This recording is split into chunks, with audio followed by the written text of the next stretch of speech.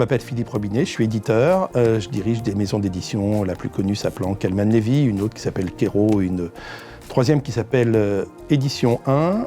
Moi, en fait, j'ai une espèce de constante dans ma vie. Je suis passionné par l'écrit et la transmission par l'écriture. Donc, après mes études à Grenoble, quand j'ai fait du marketing, je l'ai fait dans une structure un peu particulière, qui est un institut d'études qui s'appelle BVA, où je m'occupais des médias, du département médias à la fin. C'est-à-dire qu'on parlait quand même de la transmission, et au fond, derrière la transmission, c'est comment est-ce qu'on peut vivre ensemble et comment on se transmet l'information. Bon.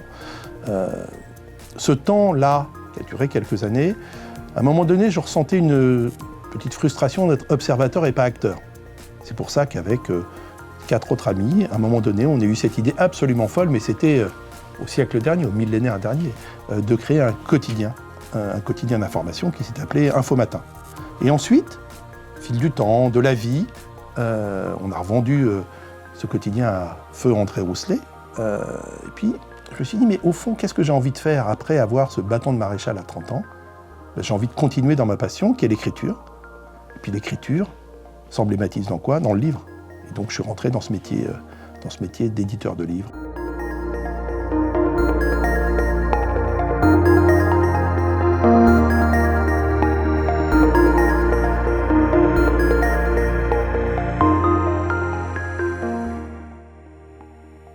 L'édition et l'édition de livres, c'est quelque chose, on l'a dit tout à l'heure, qui me passionne et plus qui me passionne, que je trouve importante. Donc quand j'ai décidé de m'investir complètement dans l'édition de livres, je me suis investi d'abord en reprenant, puis ensuite en créant un certain nombre de maisons d'édition. Calman Levy, c'est la maison qui a édité Les Trois Mousquetaires, c'est la maison qui a édité Madame Bovary, c'est la maison qui a édité le journal d'Anne Frank. C'est une maison qui a été créée en 1836, qui un peu compte un petit peu dans notre monde.